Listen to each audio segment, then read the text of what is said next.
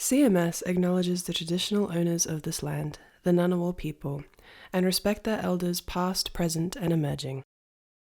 These are the consequences of it. Learn from I'm at home. I couldn't be the same person anymore. CMS Lingo Lounge 91.1. Welcome to another episode of Lingo Lounge. You're listening to 91.1 FM CMS, or you're watching us online. I'm Kim, and I'm joined by the very lovely Blossom. Blossom, nice to see you again. You too. How Nice to are see you? you. I'm great. I'm so happy to be here. I have heard about Lingo Lounge for around here for a little bit, and Yeah. I'm really excited to be here and have a chat with you Yeah, me and too. have a discussion about my language and I guess a bit of a little educational piece, I guess, from my little corner of the world. Yeah, amazing. Are you excited too? Of course. I mean, for those who don't know, I represent two countries, two cultures. So I'm half Filipino and I'm half Italian. So we will see if we can explore both of them to a certain degree. That's such a great blend. Yeah, oh, thank you. How do you manage both cultures growing up? I think the common denominator is they're both Catholic and they both have Latin roots in the language. Yeah. So okay. there's a little bit of crossover, and even though they're kind of on opposite areas of the globe, they're very similar traditions because of the religion. And then there's also, the language part.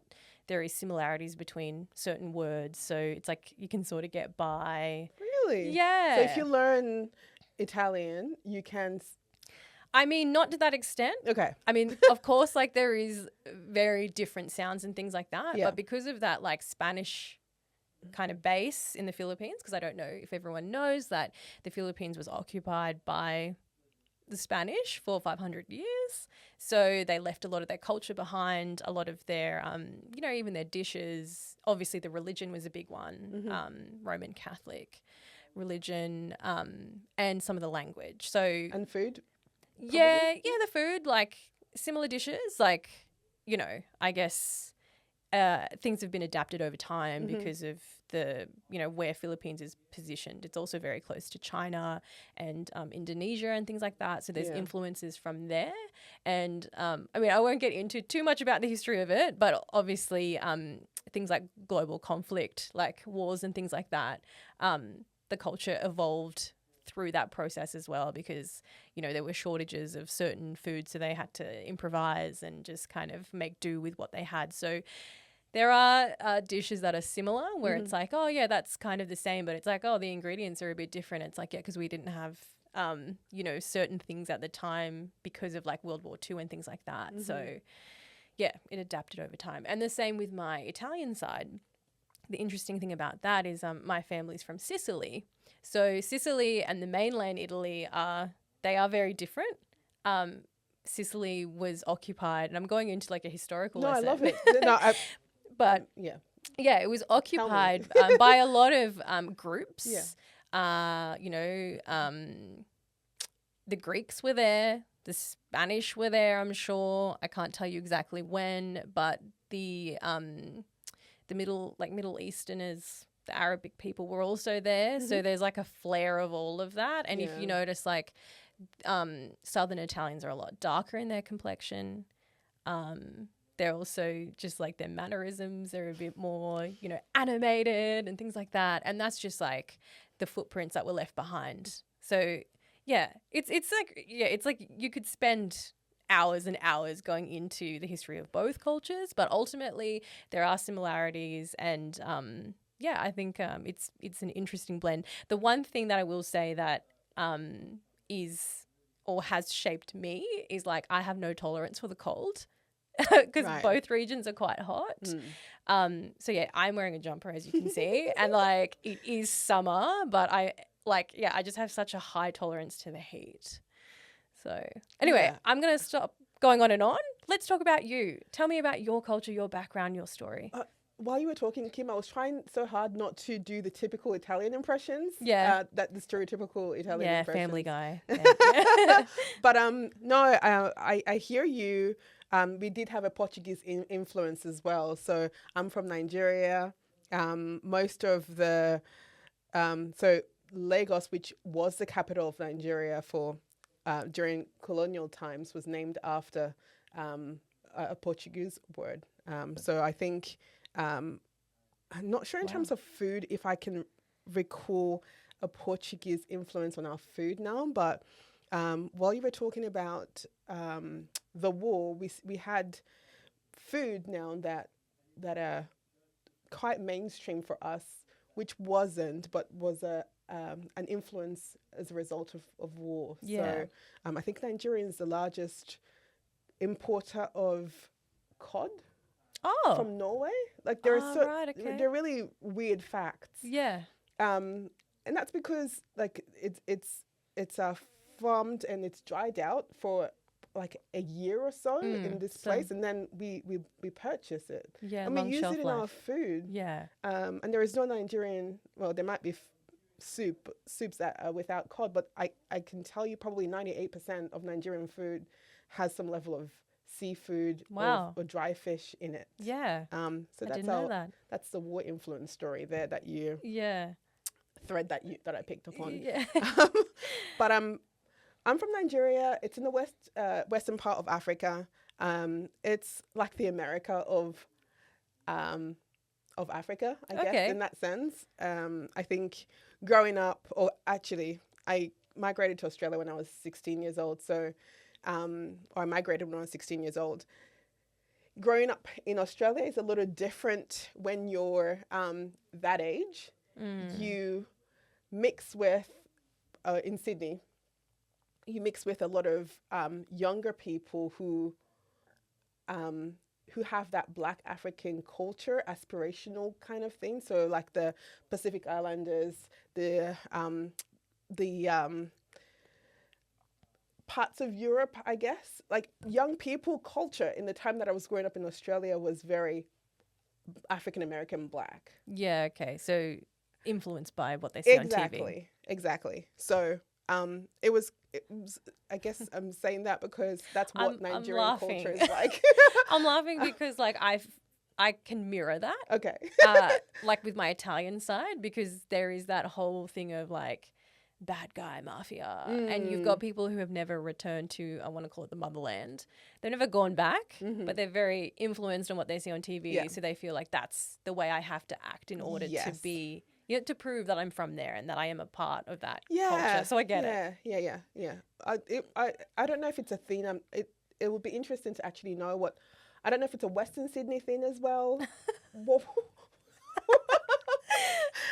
But I'm saying that to say that in the way that anyone who might have grown up in Western Sydney might have that kind of culture, it's the same way that I think Africans have for Nigerian culture. Yeah. It's like most Africans know a word in Igbo, my language, because of Nollywood, which used to be the second largest movie industry, but South Korea's taken over. Oh, so wow, okay. Shout out to South Korea. You guys are doing incredibly well. They are. And like the whole South Korean culture is a big thing that I'd love to talk about at some point because, it's incredible. I'm sure we'll be back to the lounge. We can talk about that.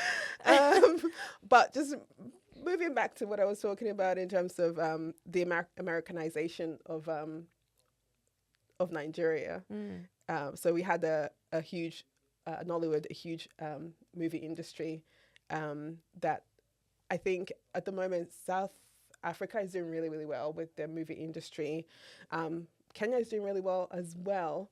But at the time, Nigeria was really the only ones who were in that space and producing movies and telling African stories in a way that nobody was doing. And so I'd go around and people would say words in Igbo to me or a Pidgin word, a Pidgin English. It's a mix of Nigerian colloquial language and English, and it was just always the thing. But for me, I'm from a place called Enugu State, which is a bit of is landlocked in the eastern part of Nigeria. So we don't have the the cod or the Okay. or the seafoody. So it's like Canberra. Yes. Yeah. Yes. Yes. I get that. It's exactly like Canberra. So we rely a lot on, in terms of food, yam. So any crops, really yam, cassava, plantain, root vegetables were really the main food for us, and we sold and exported that for a long period of time. In terms of my influence growing up, I had a grandmother who had her own farm. So she would make her own what we call food from cassava. So she will have it fermented or fermenting for long periods of time, and then cut it up. But that only happened and cut it up and gave it to other people and processed it for what we call gari or another Eastern Nigerian food called apple, which is like a type of swallow that you eat our soups with. Okay. So my grandma had her own little production, but most people did. But I think it died with my grandma's generation. I don't know. That's so sad. In my family, if there are lots of families who do that as much anymore. But yeah, language is such a huge part of that sort of absolutely. Growing up. You're talking about the kind of you're passing on a kind of knowledge, fermenting food and passing that to your grandchildren. Yeah. I'm not sure if that was something or similar for you too. Yeah, I mean, I think like food is definitely like a form of language, right?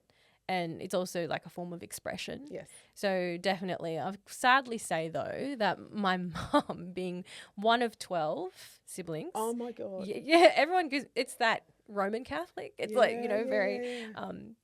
So she's one of 12, the youngest of the 12. So that cooking culture kind of like didn't survive. So that's something that like I've made an effort to pick back up. I'd say like Filipino food, a lot of the Filipino food that I like is cooked on charcoal. So I can't necessarily like replicate that on like, a Monday afternoon because it's, so probably don't get to experience that as much as I want or like be able to recreate it as often and be as good at it as much as I want. Yeah. But yeah, absolutely, right? Like it's if you don't put in the effort to preserve something, then it'll just fade away. And that is sad in a way. But let's speak about your journey coming to Australia. Did you start your journey off in Sydney, I'm assuming? Yes. Yeah. And how was that? Like, what was your first impression of, arriving in Sydney? Were you able to find community? Yeah, I think my journey was really different because it was me and my siblings and my mum. So the finding community thing, it's really difficult when you've migrated because you're in a very, for me, I graduated high school at 16, which is very normal for Nigeria. So my family wanted to wait for me to finish school and then migrate. So by the time I'd come here, I could technically have started high school, but I refused to. So I was in this kind of limbo where I'd finished high school and I didn't want to go back. But I couldn't go to uni as well because I wasn't ready. So it was like a lot of yearning for, all those connections that you have. So trying to keep up with my friends that I had left behind.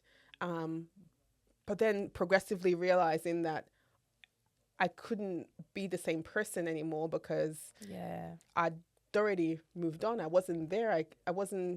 We didn't have, and as the years went, the same experiences anymore.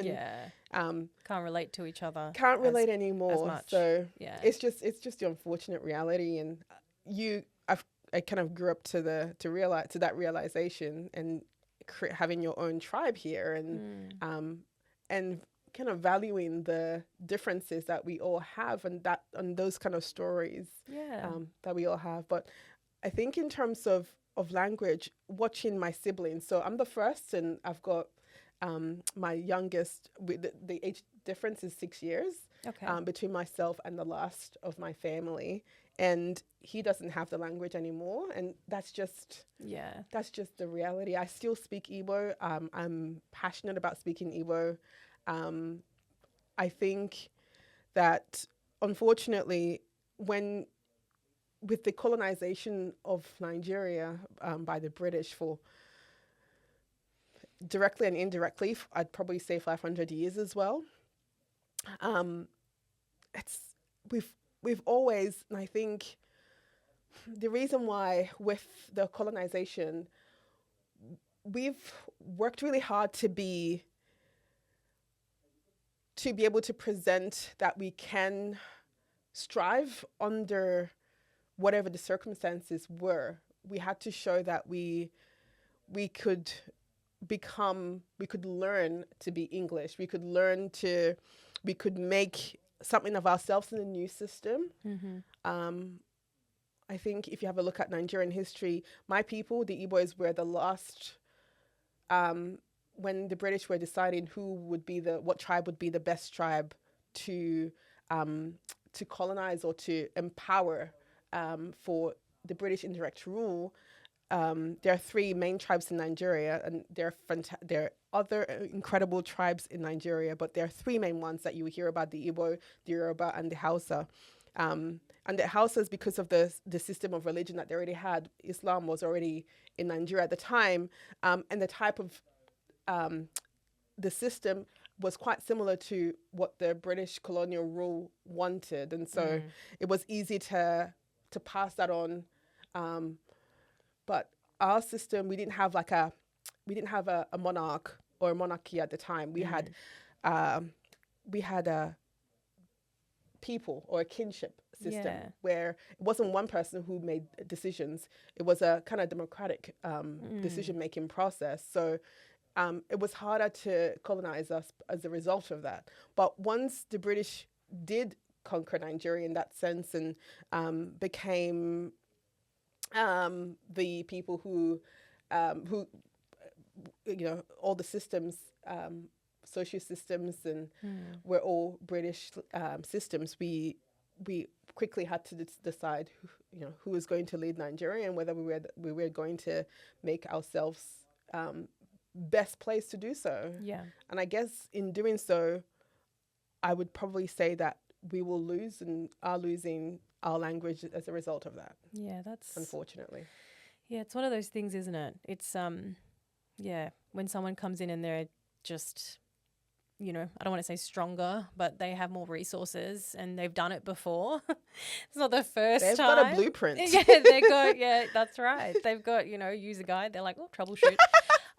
It's really hard to go up against that, right? But yeah, I guess, okay. So going back, so you're in Sydney. How did you make it to Canberra? Are you, Oh, Canberra. Oh, you're in Canberra, right? I am in Canberra right now. Oh, so yes, I am. How did you jump 3 hours over? We've been coming to Canberra for so many reasons. But my husband is in the Defence Force, so we've been moving around for a little bit. Yeah, okay. But we've decided to be here because Canberra is amazing. Well, we're glad to have you. The food scene and the people. It's great to be here. I was going to ask you about that. So, like, the food scene. What was it like in Sydney, though? Like, were there not a lot of kind of options? Because with the Italian cuisine, it's very mainstream. Mm-hmm. Some of it is just, it's not the same. But it's like, it's close enough to, right. to some extent. Mm-hmm. Where, like, the Filipino food, it's like, no. Like, it's just not as good. Like, there are some restaurants in Sydney that I'm like, this is pretty close. Okay. That's all I'm going to say because I'm Canberra based. But there's some food that I miss that. I mean, some of it's not even on the menu, let's be honest, like in Canberra. Is that the same for you? Like, is there certain like mainstream Nigerian food, like for Italian food, it would be like lasagna.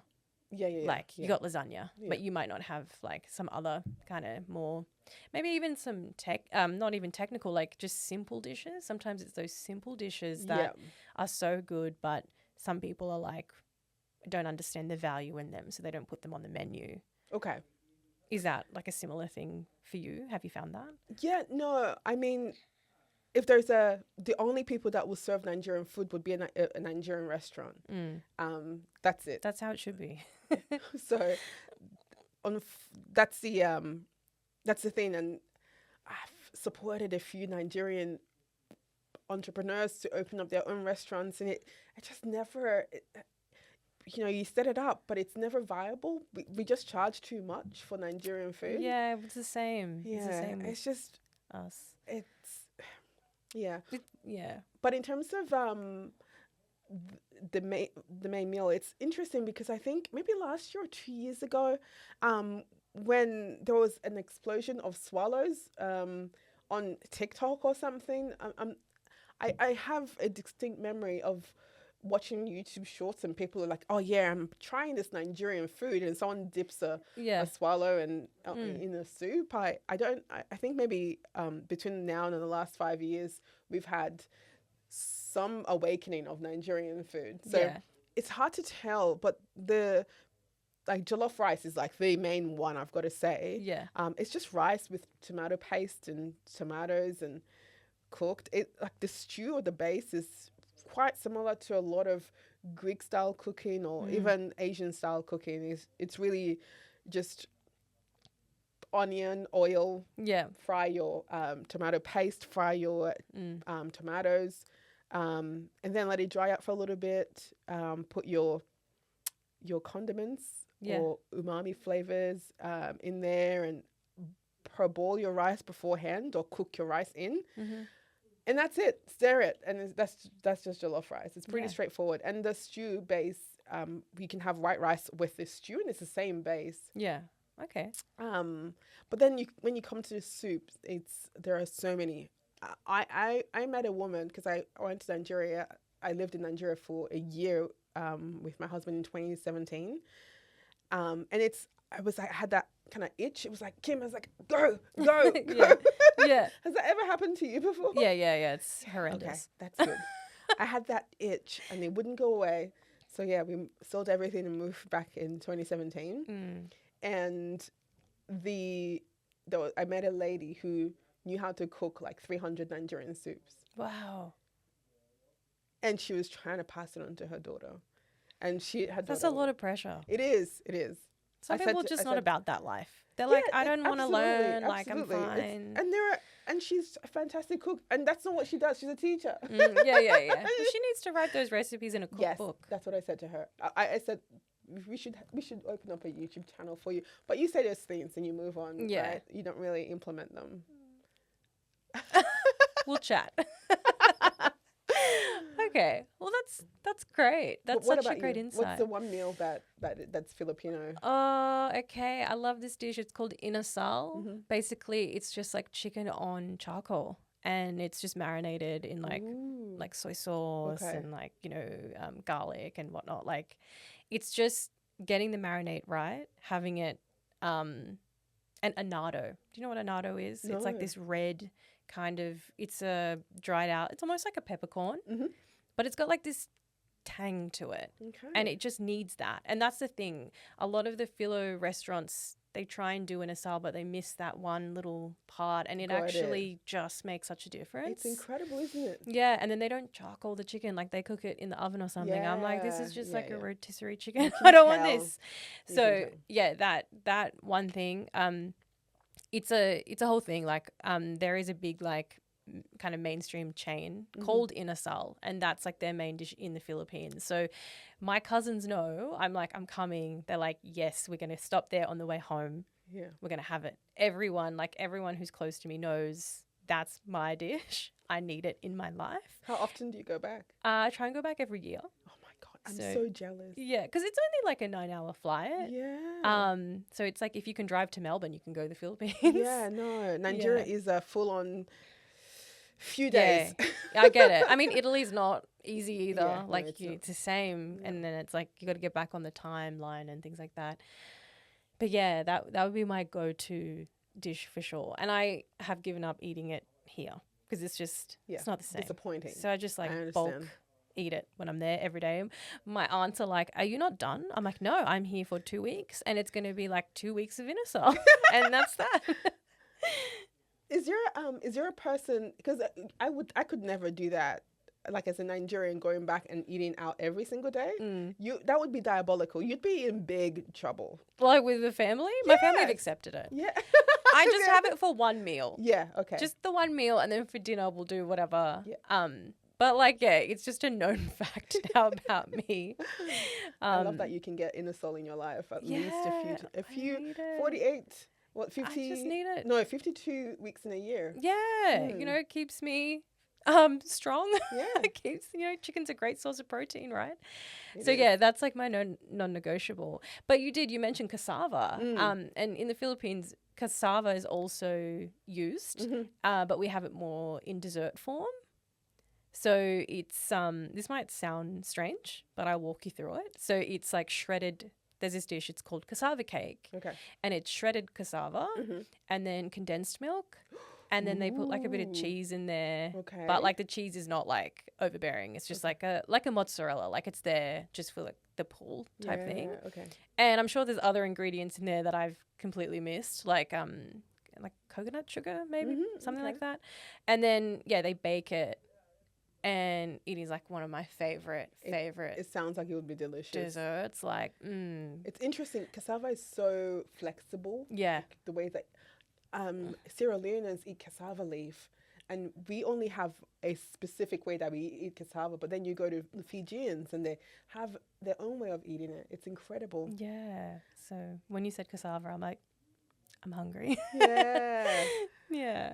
Do you guys do anything with yam at all? No, not really. Like we have, because taro is big in Asia. Yes. We call it ube. Yeah. Okay. Same thing, right? Yeah. But it's, I don't know, there's something with the Philippines. So like all the sort of things that you would expect them to be savory are actually sweet. So again, like ube, we use that as like in dessert form. So we have like ube ice cream and things like that, and ube cake. And another one is like avocado. So I know a lot of people, they think of like, Mexican straight away, oh, avocado guacamole. But in the Philippines, like it's a milkshake. That's how I've always known avocado until like Mexican food took off in Australia. Because like my story is I got to Canberra to Australia, I should say, when I was 1. So I try and bring the culture with me. I was born in the Philippines, try and bring it with me, but I am very like, I don't know, see both sides of the coin very clearly because I've spent so much time here. I consider myself to be Australian, right? A lot of people are like, oh, how do you measure that? How do you know you're Australian or you're Filipino or you're Italian?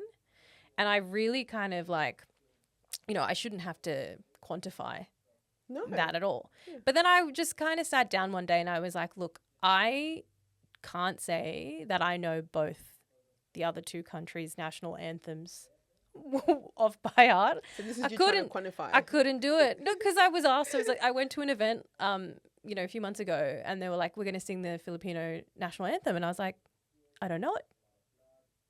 I just don't know it." And then I thought about it. I'm like, I don't really know the Italian one either. Like I know, like if I hear it, I know it, but I can't sing along to it. But the Aussie one, I'm like, you got the words wrong. Like, you know what I mean? Yeah. So that's my journey. But I'm very much like, I am very proud of both my cultures, take them with me, try and educate people as much as possible.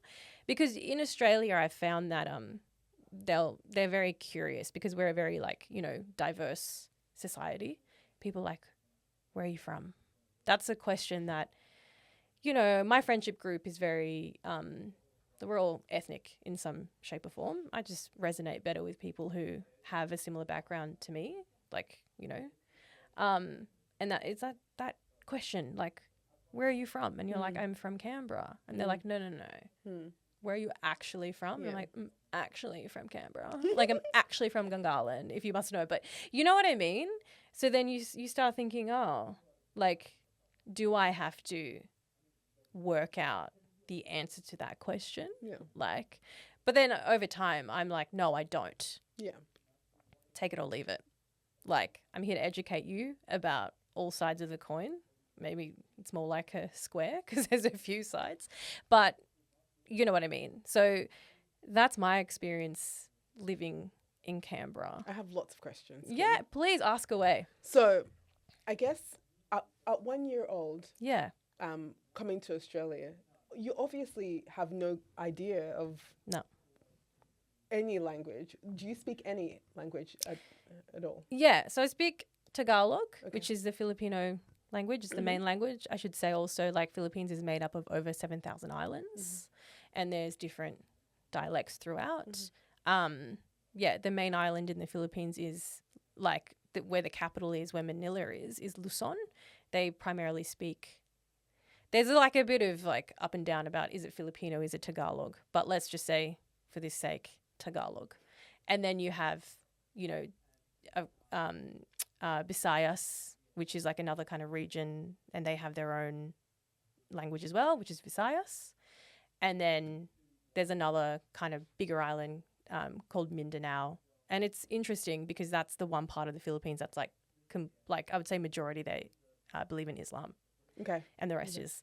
So yeah, I can speak Tagalog mainly because like that's the language that my family speaks. We live on the main island. We live about like an hour out from Manila. Italian, like I unfortunately don't get to speak with my dad anymore. He passed away, so I haven't had that ability to, you know, kind of practice that language as much as I can with my mum. Sometimes I feel, you know, being like, I want to say second gen, but I'm almost like I'm an immigrant myself. It's like it's easier to talk to your parents in their native tongue sometimes because it's just like you're not listening. Like I got to speak in philo so that you can like comprehend what I'm saying quicker, you know. So yeah, I speak Tagalog much better than my Italian. But like I said, there is like crossover. So I'll give you an example. Okay. So kitchen in Tagalog is cucina, but kitchen in Italian is cucina. Yeah, so very similar. It's also just like in the Philippines, K, the K is a K. Okay. And in Italian, the K sound is actually CH. But because cucina is spelt, or cucina is spelt like with one C, it becomes like a ch sound. Okay. But more or less, it's like, it's just sort of like if you went and said that to either group, they would kind of work out what you're asking for, right? Because it's like the same sound. Yeah. Yeah. Okay. So if I were to say nonna, what would that be? As in like grandfather? Yeah. Nonno, grandfather. So it's lolo in Tagalog. Ah, Yeah. We have lolo in Nigeria. Yeah. What is it? It's just like Is it the same or? Oh, it's just like chief and lolo. Ah. So chief is a titled person, and lolo would be the wife of a titled person. Oh wow. Okay. A little bit Lolo? different. Yeah. Yeah. What's lolo is Grandfather. grandfather. Yeah. Okay. You got Lola yeah. Okay. and Lolo. So Okay. grandfather and grandmother. So the A is associated with like female. Yeah. Same in Italian. Nonno, nonna. Yeah. Yeah. So it's like you can get by. You're like, what are you saying? Yeah. Oh yeah, okay, I can work it out. Yeah, So yeah. my mum and dad, they were okay because they could kind of understand each other's native languages in a way. Can I ask how they met? Yeah, so my mum was working at a post office in Manila and my dad was like traveling the world, and back then people used to write letters and send them, and yeah, he went to the post office. I guess he was like sending a letter back to his family in Italy, and it just kind of organically happened that way. And my dad really liked the Philippines as well. I think he liked just like it's a tropical island, right? And back then it wouldn't have been so it wouldn't have been I guess back then it wouldn't have been filled with so many tourists, right? Because you have that. It's like when something is populated with heaps of tourists, it can take away from the experience or can make the experience however you want to see it. But yeah, apparently he'd gone to the Philippines like a couple times before that. And his story as well, he was like trying to work out, he knew he was going to leave Italy and he was like, do I move to the US or do I go to Australia? Okay. Oh, wow. Yeah. So ultimately he decided on Australia. Yeah. And I feel like that was the right choice. You don't know. But yeah, that's how they met. Yeah. So I think that's feel a beautiful story. I feel like as well, like when you're traveling, you know, that distance, you have like a stopover country. So like my husband is Turkish, Okay. and Turkey it's really close to Italy. It's probably like, it's 2 hours away, I think. I can't remember, something like that, an hour and a half, 2 hours away. And his stopover country is Korea, because that like breaks it up nicely. So he'll go like Sydney to Seoul to Istanbul. Yeah. So I feel like my dad's story was like, you know, Rome to Manila to Australia type thing. Yeah. And it just worked out that way. Yeah. Yeah. That's a beautiful story. My parents are both from the same state, Enugu State. So nothing as interesting or exotic as as what you as what you mentioned. But I do recall my mum them meeting. I think my dad was driving with a friend, and his friend knew my mum, so they saw her waiting for a taxi, and they pulled over. That's so cute. And that was how they met. But I would often tease my mum that she taught us not to get into cars with strangers. She's like, don't. You gotta learn from what, you know, these are the consequences of it. Learn from my experience. Yeah. Yeah, so you can speak both of the languages. Not as good as each other. Yeah. You know, it's one of those things, right? Like you said, when you leave the country for a while, you then realize, hey, I gotta like adapt. You learn new things to the country that you're in. Yeah. You leave it behind. But then as soon as you go back, you become re-immersed in that kind of like secret compartment in your archives. It unlocks. Yes.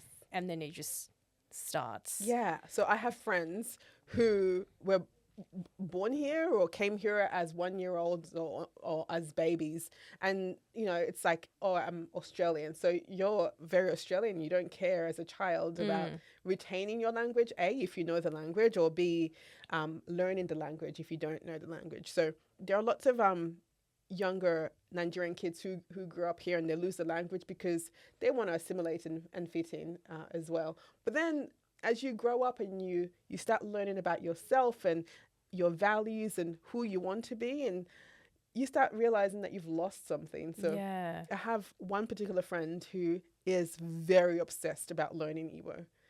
Okay. And that's like cool. They've done everything that they can. And it's hard to learn a language as a grown up as well. It is. So she's like, you need to teach your children Igbo. You need to teach them right now. Yeah, it's true. And I love the passion. I just don't have the maybe I don't quite get it yet. You know what my mum did with me? No. And this is why I like picked it up. Okay. It's because she would just leave me in the province with all my cousins. Okay. It's not like she sat down and she was like, this is hello, this is Yeah. good. No, she was like, we're here now, off you go. Yeah. And then it's like survival of the fittest almost. It's like, I have to just figure this out. And that's the best way to learn, is to be immersed. It is, because the A for R, ch, because we have CCH in Igbo. And it's like, that's so labor intensive. I do not have the energy for it. Yeah, no, it's true. So I'd love for my children to learn how to speak Igbo. I had paid for someone in Nigeria to teach them. I tried. My mum had also, when she lived in Sydney, she would go, why haven't you taught these children how to speak Igbo? And now she's moved to Canberra. Oh, wow. And the first time when she moved, she's like, now I'm going to put them in shape. I'm going to teach them the language. Just speak to them. Kim, nothing's changed. Oh, I was so excited. I was excited too.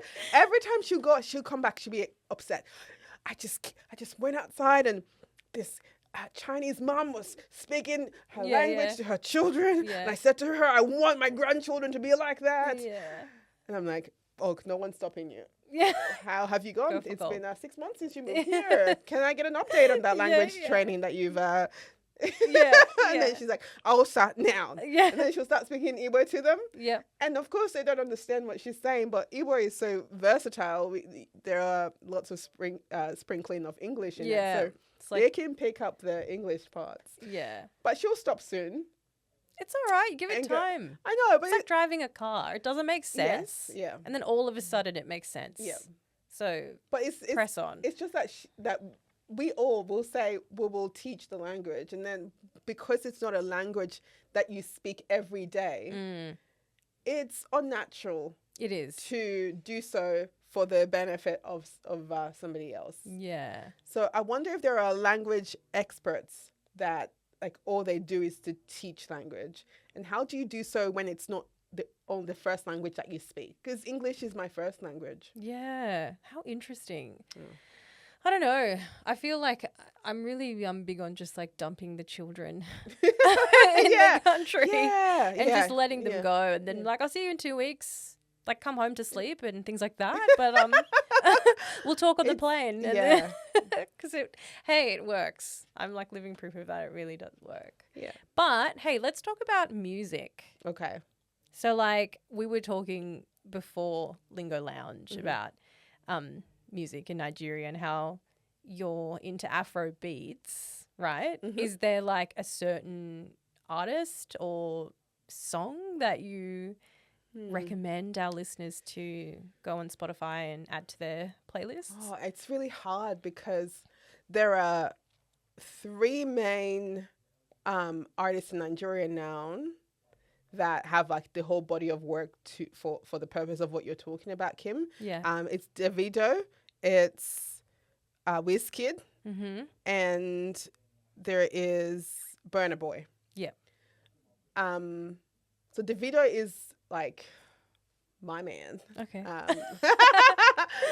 No jokes. I love like their Afro beats is just, it's incredible. If you really start from the beginning of Afro beats though, we're talking about P Square, we're talking about Two Face, Style Plus. Like there are a whole bunch of artists who labored and built the industry. There are a whole bunch of them to even talk about. But then we talk about the female influence as well to Afrobeats, and nobody really talks about that. There are women who've been, Tiwa Savage is one of them. Omaomi would be one. There are several female artists that have such an incredible blend. In the last, I'd probably say 10 years, the really big thing, maybe 15, thing that's happened is a crossover to America or the American industry and having, and just that realization of Afro beats and just the collaboration that's happened as a result. I really love Somebody's Son by Brandy and Tiwa Savage. And Brandy hasn't sung anything in a very long time. Yeah. Well, I mean, she sings and she has an incredible voice. That's, but I don't know if she has a recent body of work, and that's probably my own ignorance. But just the fact that she has that amazing song by with Tiwa Savage called Somebody's Son. It's a beautiful song if you wanted to listen to it. But my sister is an Afrobeat singer. Oh, wow. So I will probably, if I were to play something, it would be a song from my sister. Tell us more. So she started singing in the church choir. Well, actually, she had groups when she was in high school and moved on to wedding singing. Yeah, cool. And she's a registered nurse because she is African or Nigerian. Philo's in the same boat, don't worry. Oh, growing up, my mom said nursing was the only job you could do. Yeah. It's like, have some, let's think outside of the box here, Mom. So, like, your mom and my mom probably have the same take on where we ended up. Because you studied journalism. Oh, yeah. Right? I did too. Yeah, yeah. So like, I was the first and I said, there's no way I'm doing this. And I can be stubborn, but I'm not a stubborn person, Kim. So if I have an opinion, I'm a very flexible person. But once I have an opinion on something, it would be difficult for you to... Are you a Gemini? No, I'm an Aries. Oh, because I'm a Gemini. And I'm like, you just sound like me. No, but I'm not. I'm very flexible. Like, I'm a go-with-the-wind person. Yeah. I don't have a lot of strong... opinions, but when I do, it's hard. So yeah. Have mercy. Yeah. so the nursing thing was like, no, there is no way you can tell me what to do with my life. I will make my mistakes by myself and I will learn from them. But journalism, I was very passionate about, but I started off with psychology. Okay, which, you know what? You kind of need that to understand the audience. Thank you. Thank So you, Kim, I for get saying it. that. I get it. Thank you, because it doesn't feel like such a waste. No, it's a skill. It's something to add to your toolbox. But yeah, go on. So yeah, she studied nursing because you've got to have a backup in life always. And so she would go to Nigeria a few times a year. So she recorded an album. That's so cool. Last year. Yeah. So I'm very proud of her. It's hard to have a vision for what you want for your life and pursue it. Yeah. It's also harder when you have a vision for your life and you have distractions. And that's the thing, whether you're an entrepreneur or you have a passion for something, when you have backups, it does detract from that vision that you have for yourself. And sometimes will steer you away from it. So and that's why, I don't know, when you look at like very, very strong entrepreneurs, they really talk about the plan A and removing the plan B and C's and just focusing on that passion. Oh, that's good advice. So if people want to listen to your sister, what are the deets? Oh, so her Spotify name is Vuche. Okay. Vuche. But I'll play one of the songs that she worked on recently. Yeah. It's the album is called The Journey, and Very it's really fitting. hard to pick one particular song. But I'm going to pick Good Energy because I'm feeling like it today. Yes. And Good Energy is just all about, a certain person who gives me, you, all of us, good energy. I like it. Oh, Yeah. can't wait to listen. So the other thing, Multicultural Festival. Yes. It's very, very soon. It's something that I look forward to each year, not so that I can go in and like indulge in my own cultures, but it's the others. Yes. Because like I just feel like it's some of the stuff they sell. I'm like, yeah. I want to know what like other countries are doing. Like I always look forward to the Egyptian stall because it's something that I don't know. Maybe I just don't know Canberra that well, but I don't think there's like a restaurant. You have like the Middle Eastern restaurants, but like not necessarily like Egyptian food. There is an Egyptian restaurant. Is there? You're educating me. Yeah. Next to Novotel Hotel in Barton. Okay, see, I'm never there. So Yeah. that's probably why I avoid Barton. And I only know because I recently had to stay at Novotel Hotel. I don't know, a few months ago. Yeah. And also prior to that, we had date night and we just I love drove date night. past it and I was like, oh, that's an Egyptian place. Yeah, cool. I remember it. Yeah. Oh my God, I'm going to have date night there. Yeah. But yeah, I love like Multicultural Fest for those reasons. And like, like the like Polynesian, like Pacific Islander stalls, and they have like the watermelon drink. Like I know I can maybe try and recreate it, but it's different. It's not the same. It's different when one of the aunties have made it Absolutely. and you You've take got that. it. You've got the body shaking movements when you're Yeah. stirring food. That's it. Oh, my grandma had a chicken recipe that she makes. I don't know. I can't replicate it as well, but she's just chicken cooked in its own juices, and then you remove it. Then you add your spices. Then you put like an unthinkable amount of chilies in it. Ooh, okay. And then you stir it in the heat, and my grandma is sweating and Yeah. just like all that movement. Yeah. Then And you it put it tastes so down, good, I and it's bet. delicious. Ah. And you can't replicate that. No, you can't. So, like, is there anything you're looking forward to trying or going back again for at the Multicultural Festival? I love food, Kim. I'm Food so is glad. my thing. Yeah. I go there to eat for the food and for the music. Oh, yeah, the vibes. The vibes. And it's such a huge space. Kids can just roam around and do whatever they want. And people are just so friendly. People bring in, I don't know, their mats and stuff, and they sit and settle down and just eat and vibe. So Yeah.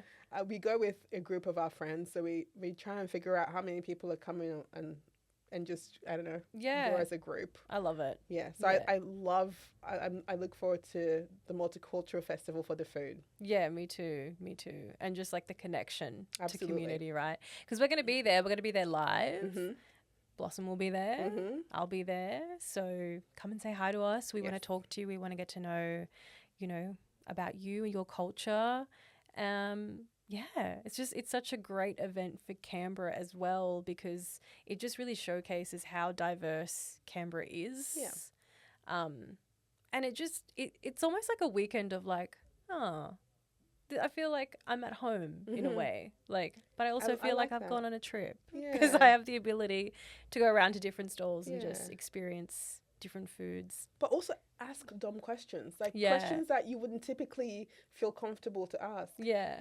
And I think that's the thing about having a multicultural festival like that, where you're like, come into my home, make yourself comfortable. Yeah. What would you like to eat? Let me show you how we do this. Yeah. Let me make a recommendation. Try this with that. Yeah. And you can't feel like you're ignorant or anything because it's just an opportunity to learn 100%. About another culture. Yeah. And I think that it makes us stronger. It does, for sure.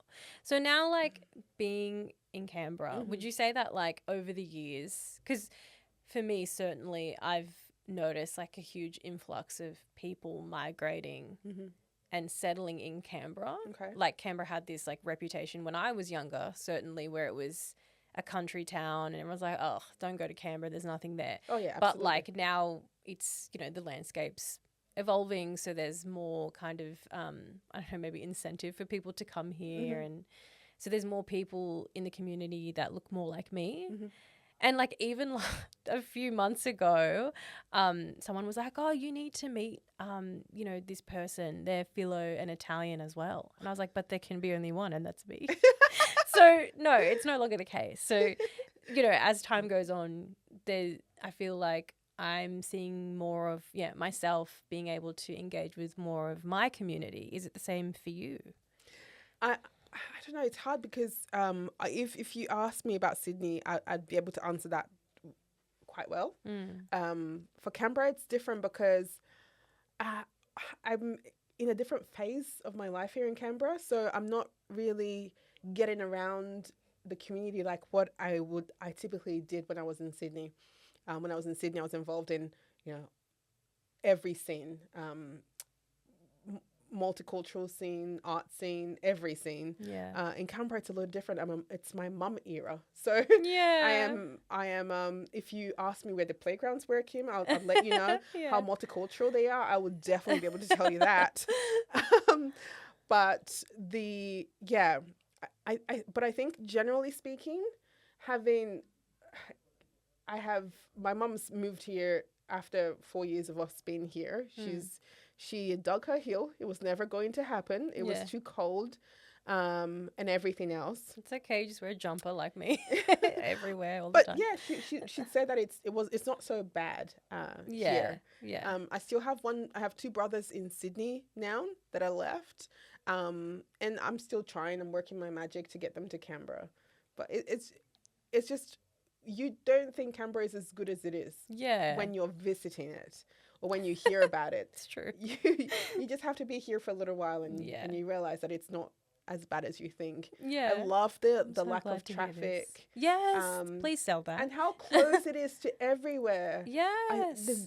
I lived in southwest Sydney, which was an hour from the city. Yeah. So the only place that I had that experience with was in Melbourne, where we were 20 minutes away from the CBD. Yeah, okay. But Canberra is fantastic. Yeah. I've never felt like I'm missing out on anything. Yeah, good. That's how it should be. Yeah. I'm so glad. So, like, okay, so scale of 1 to 10, where are you with Canberra? What? Are you a 10? Are you off? If this is off for the chart? If this was for this is going to be an ad for Tourism Canberra because visit ACT. It's definitely a 10 out of 10. Definitely for kids, for having kids. I think the sense of community that you get here, the support. I remember when we came here, I had a 6-month-old,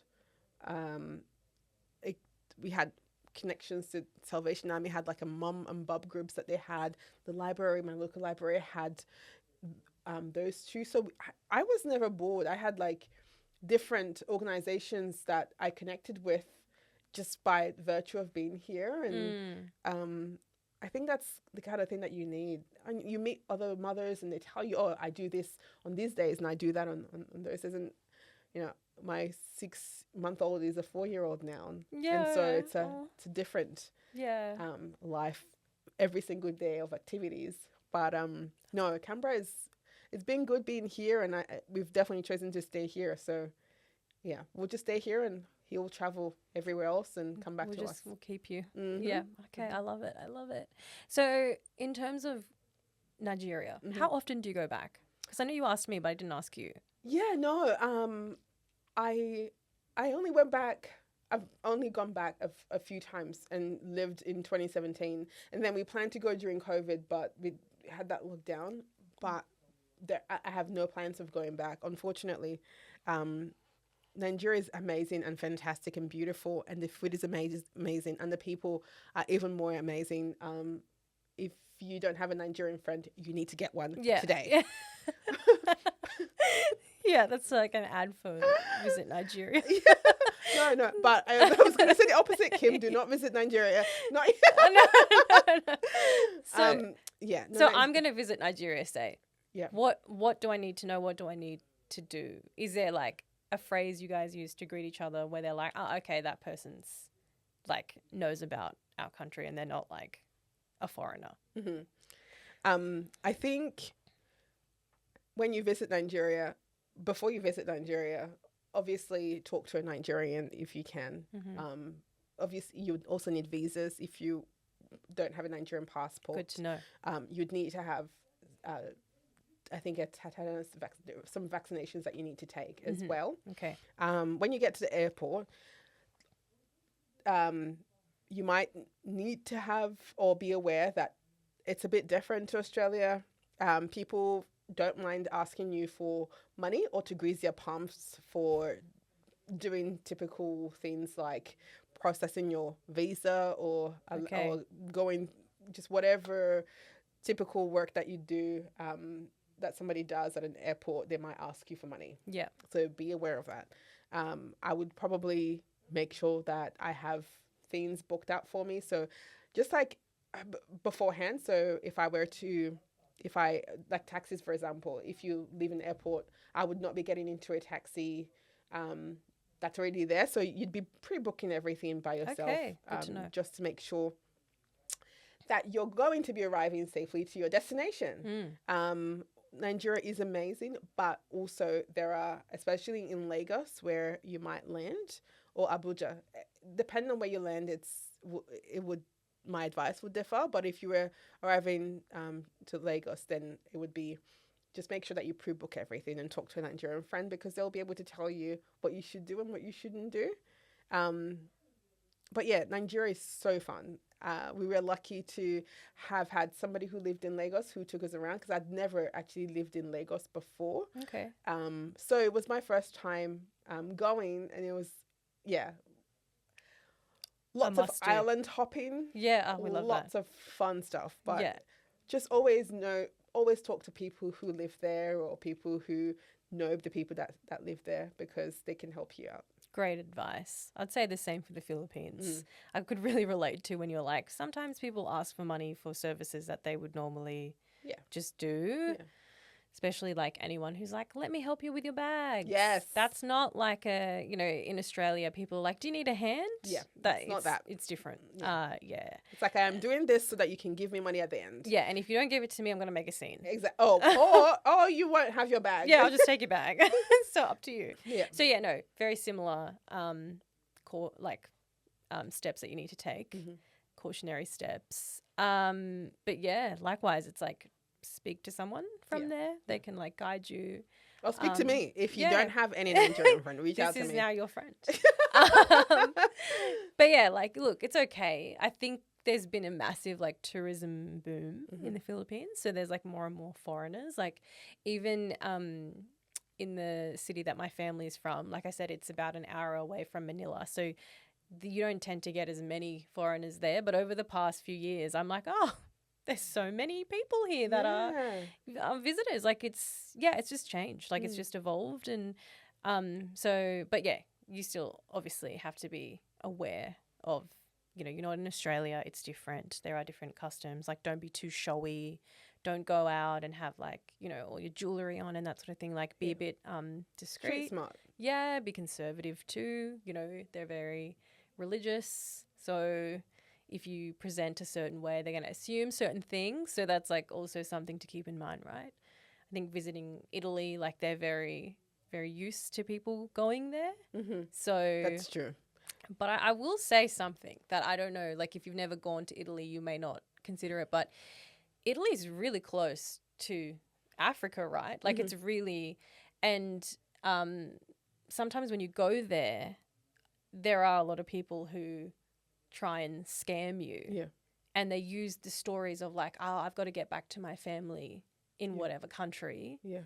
So, and then tourists are like, oh, I'm going to, help you. But it's a scam. Like they live in Italy. They're Italian citizens most of the time. And it's just like, so that's something to be aware of, that happens a lot in Italy, especially at like the tourism spots. Yeah. We've been guilty of it. Like I've been, not me, but people I know that I traveled with, like they openly were scammed. Yeah, scam is a big one. Yeah, it's a big one. And people don't realize that. They just think, oh, yeah, I'm just going to help them. It's like, yeah, well, this happens a lot. I mean, like it happens in the Philippines too. There's scams, but in Italy, like that one's really common. Wow. Where they come and they say like, it's that like sob story. Yeah.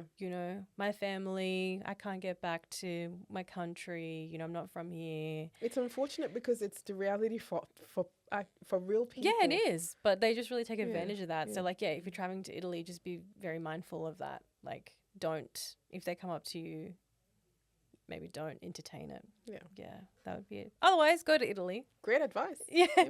Go to Italy, go to Philippines, go to Nigeria. Just do it all. I mean, you can kind of book a trip that's on the way to all three of those destinations, right? Yeah. Yeah. You could. Yeah, so anyway, oh my God, Blossom, it was so great chatting with you. You too, hope, Kim. Yeah. I learned so much about the Philippine and the Italian cultures that you have. Such a great mix. Oh, thank you. And I learned so much about Nigeria, and I'm so excited to listen to your sister's body of work on Spotify. Yeah. If you guys have forgotten, what are her details again? It's Vooch. It's her Igbo name, Uche, and Vivian, her first name. It's a combination of both. Oh my gosh, so exciting. Yeah, I'm so keen. I'm so excited to listen to it, add it to my playlist, because I've been really into Afro beats at the moment. I am guilty of it now becoming on my radar because of the interest in the mainstream, but it is such, I love the sound. It puts me in such a good mood and like, positive vibes. Yeah. So excited. Thanks so much. Yes. Thanks so much for joining us here on Lingo Lounge. I'm Kim. I'm Blossom. And we hope to see you at the Multicultural Festival. Yes. I can't wait. You've been listening to 91.1 FM, or you watched us on either Facebook, YouTube, or Instagram. So stay tuned for the next episode. Thanks so much for watching us on 1CMS 91.1 FM.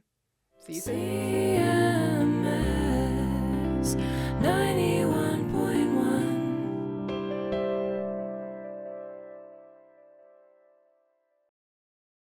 This program is brought to you by the Canberra Multicultural Station, along with support from the Community Broadcasting Foundation, Lingo Lounge, where cultures hit the mic.